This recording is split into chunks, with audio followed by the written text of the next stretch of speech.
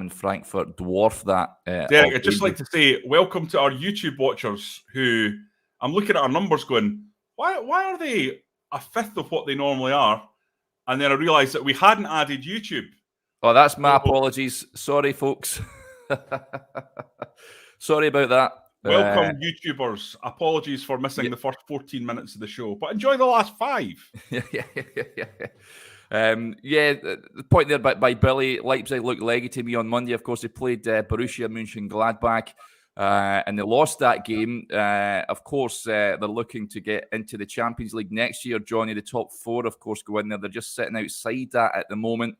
With that, again, very much like Rangers, you'd imagine the Europa League may present the best opportunity of them getting in the Champions League. Do you think that have any bearing on how they approach the game tomorrow? Well, I think they'll take it very, very seriously. And we know that they've got 3 very good players potentially coming back in. So they'll probably be stronger than they were in the first leg. But I don't know. I can't help but be optimistic about it, Derek. They're a club with a lot of resources, a lot of quality. You look at Nkunku, who there is no doubt is an incredible player, who's clearly going to end up at one of the top clubs in Europe. And I mean elite clubs. They have quality coursing through the side. Angelino, I thought, is one of the best left back performances I've seen against Rangers in a long time.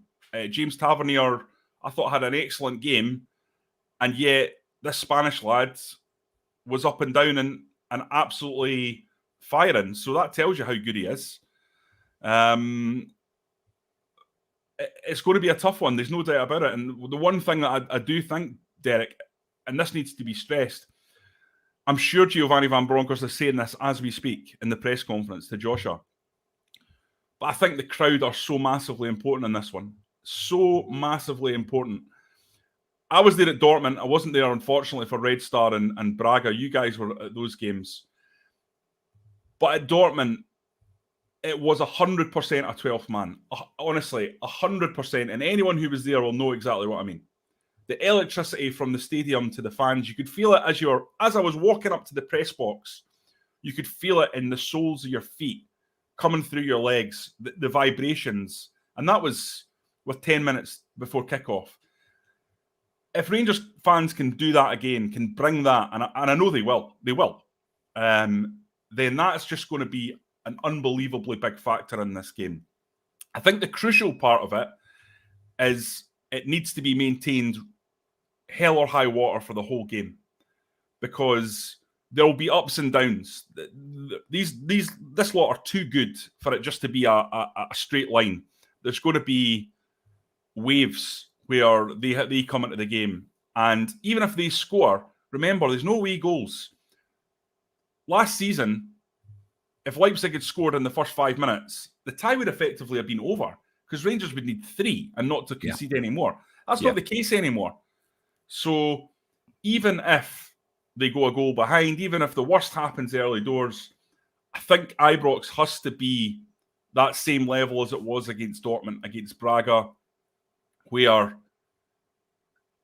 they are the 12th man. And listen, I'm certain it will be. I think Ibrox tomorrow night will be like nothing this team have ever seen in their lives. I think they will be under pressure, put it that way. I think it will be absolutely incredible. Yeah. I want to just touch on, of course, as I mentioned, the press conference being carried out as we speak, folks. I'll just give you a couple of talking points that Giovanni Van Bronckhorst has said. He talked about Jimmy Bell. Yesterday, we were all very shocked about the news of Jimmy. It was a hard day for all of us. We were still in shock. We talked about him and shared our personal stories about Jimmy. It was a really big game. It was already a big game already, but we're even more determined now to make Jimmy proud. We'll still mourn and are down, but the character, belief and determination of my players are there, and we'll do everything to reach the final. We will be ready. Now, on Aaron Ramsey and Kemar Roofe, he says, we still have one final training session at the moment. I can't say if Roofe or Ramsey will make the squad tomorrow. So there you go. I think we won't know until the teams are announced tomorrow, Johnny, if if either of those players will be fit and ready for the game. Let's just play devil's advocate for a minute here, and none of them are fit. Do Rangers go with Joe Rebo as that false 9 again? I don't think it worked too well at Parkhead on Sunday. What's the options? Well, you could play a Rebo as a 10. Forget the false 9. Just pull him a little bit back into midfield. And it's effectively the same position. So I think I'd be more tempted to do that and just drop a little bit deeper, and you can drop it in midfield and then play Kent and Sakala as the front two. The question will be, is there going to be as much space in behind? Because Leipzig have something to defend. So they can sit back and say, right, Rangers, let's see what you're made of. Come at us. And there might not be that space that those two can really utilise with their pace. I think Giovanni van Bronckhorst has earned trust on this. I don't think I've seen a manager in my entire time at Rangers, watching Rangers, that has affected games tactically so impressively in Europe. Now, Walter Smith was phenomenal in what he did in 2008. And in terms of the talent of that squad, I've said it before and I'll say it again, I don't think that squad was anywhere as good as this squad. To get that squad to a final, that's kind of different level stuff. But this manager has shown a real ability to change games with substitutions, not always popular substitutions, change games with tactical manoeuvres. I mean, who'd have thought in January that John Lundstrom would become the fulcrum of this team? Yeah. And switching between midfield and defence in the same game. I mean, that you'd have said that's bonkers. Never mind the idea that Calvin Bassey would become such an important part of the team at centre back. That's Van Bronckhorst. So I think he deserves absolute confidence that he can watch this game unfold and adjust, because that's the one thing he does. He adjusts in game, and he is a bit of a boxer, a bit of a chess player, and that just gives it an extra thing. And from my point of view. Yeah, most definitely. Some of the comments coming in, Sonny Boy sort of agrees with you, Johnny, with regards to Ibrox. Get that early goal and they will crumble under the Ibrox noise. Now, I noticed this last week where the pre-match entertainment was brilliant. I'm not going to lie. The disco lights were in full flow, but it felt very much like a rock concert, like you're watching a theatre performance. And when the players came out, it didn't feel that intimidating way that it will be like on Thursday. So that's just... I know Tedesco came out afterwards and says that they've went to Atalanta and won. Atalanta Stadium is nowhere near as intimidating as Ibrox. And similarly, Dortmund at the time, I think that they've got the restrictions in place. They wouldn't have experienced Ibrox before, Johnny. So as you mentioned, I think the supporters have got a huge role to play on Thursday night. If it's similar to Braga, I think it'll be even more